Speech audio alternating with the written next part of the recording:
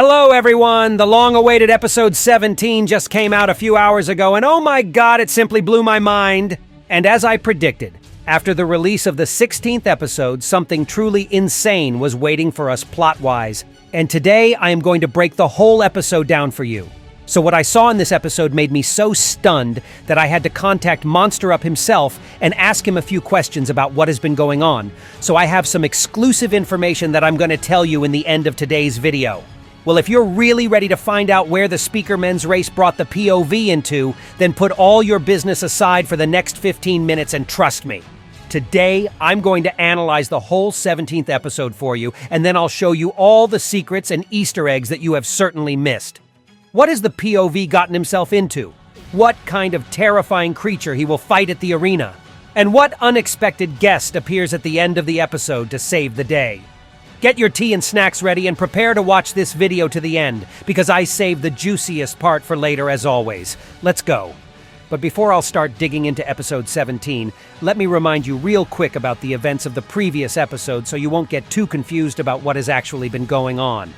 So an episode before the POV was on the verge of getting destructed by the overwhelming forces of zombie speakermen's minions, but as it always happens in the series like that, a sudden rescue team arrives and saves the day for the POV. They manage to destroy the terrifying Skibidi Frankenstein, who we could remember from the 46th episode of original series by Boom, and then check the X-18 weapon that was knocked out of the POV's hands before, and as it turned, this unique cannon was exactly what the speakermen's race was looking for. But unfortunately for the POV, leaving a witness behind, especially if he's a member of the treacherous alliance, was not a part of the speakermen's plan. So they knocked the POV out, and by the way, in the third secret scene added by Monster Up in the compilation of all episodes for Season 5, we could notice that all this time the POV was no other than the legendary plunger cameraman with bright blue light under his head camera. I predicted this quite a long time ago, and I'm really glad that yet another of my predictions came out to be true. Then the unconscious POV gets thrown into the metal cage with the images of cameramen's heads on it, while the speakermen were taking off in a hurry for two reasons. Firstly, they got the X-18 precious weapon and had to head back to their base. And secondly, their radar spotted the mysterious giant red zombie dot, which turned out to be no other than zombie titan Drill Man. These pricks were really lucky for escaping such a terrifying threat in the right time, and that's how we're getting to the actual plotline of today's episode. So now when you all are set and ready, episode 17 is already on your screens. So let's talk about it. It starts with the POV plungerman waking up in this very same metal cage, and fortunately for him, it's completely transparent so he can observe everything that the speakermen are doing right in front of him. The speakerman on the left is busy with programming something at this futuristic computer desk, and seconds later, we can understand that he was actually dismantling the X-18 cannon, and he was successful with that. The cannon gets literally disassembled into different parts, and we can see the most precious part that was seemingly the whole purpose for these speakermen to hunt for. It's this bright blue core which is literally filled with light. And by the way, in my video dedicated to the leaks for episode 17, I mentioned this dark black core of X-18, but here he seems to be all colorful and vivid, and I can explain it only with one thing. Apparently, the default color of the cannon's core is black, but as it already consumed several souls of its unlucky owners that got sucked into the X-18, then their energy must have colored this core into bright blue. And also check out this thing. In this scene, we can literally hear how the core is alluring and befuddling the speakerman, who was literal centimeters away from reaching out his bare hand and touching the core with it. But thankfully, he gets interrupted by his comrade.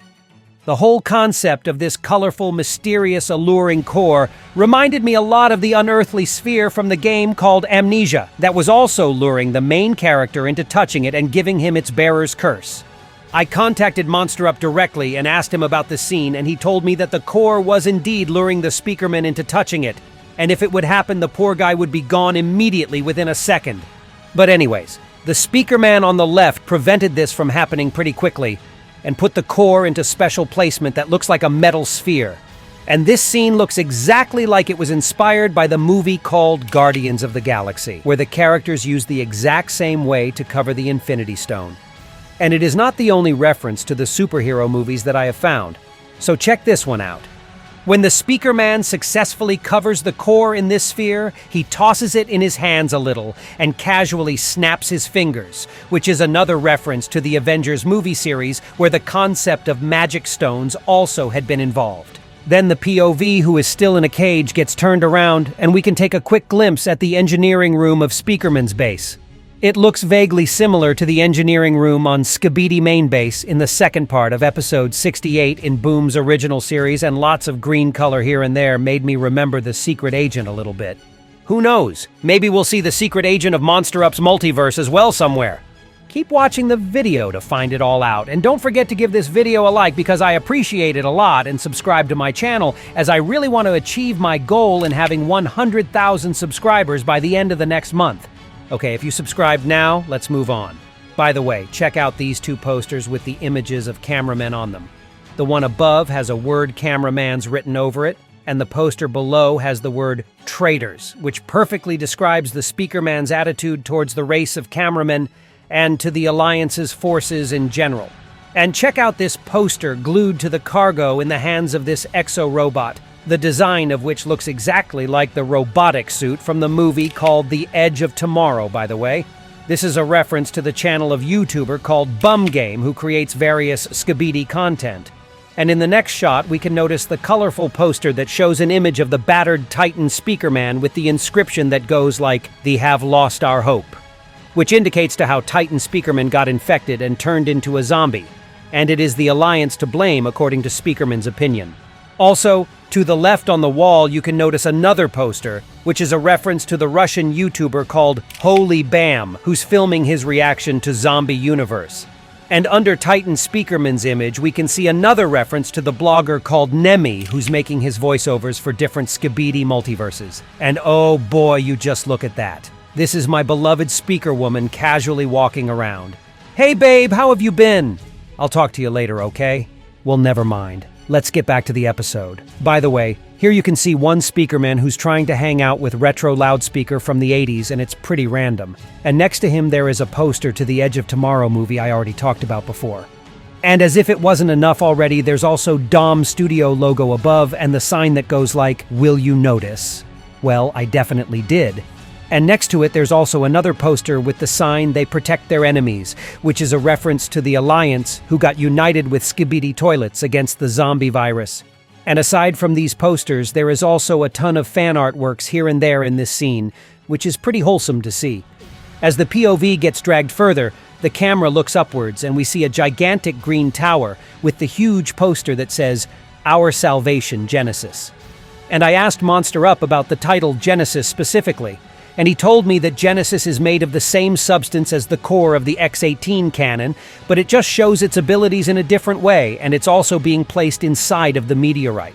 Also, he said that Genesis is a general name for the speakerman's base, and that those speakermen themselves are being called marauders. Then we're entering another location, and oh my god, you just look at that. That's me, guys, your old friend ISO Toilet.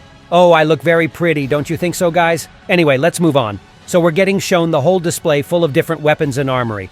And this tiny gun hanging above is a reference to the movie called Men in Black. And I also noticed how the shield was taken from the cartoon named How to Train Your Dragon.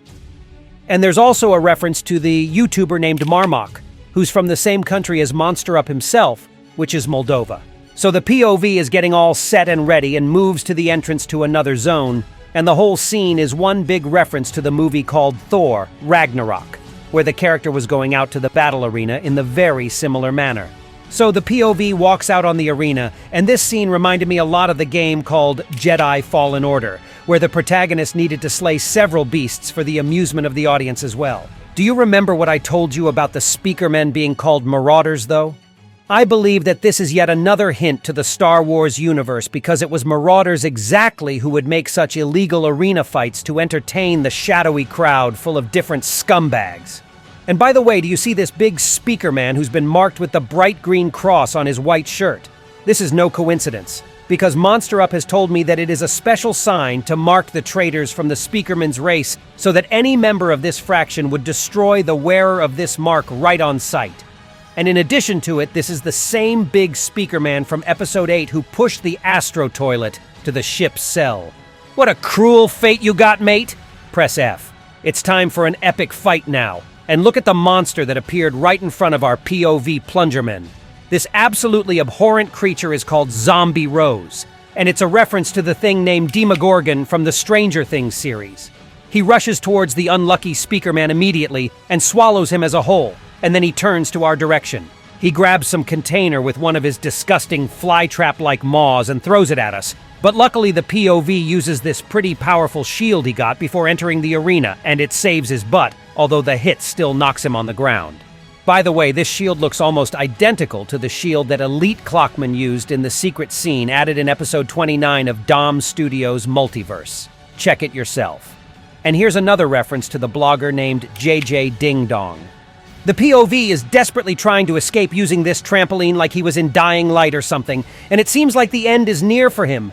But suddenly something completely unexpected happens. The portal in a form of letter X appears in the thin air and no other than the secret agent comes out of it. Oh my god, he looks so cool I lost all the words to describe him.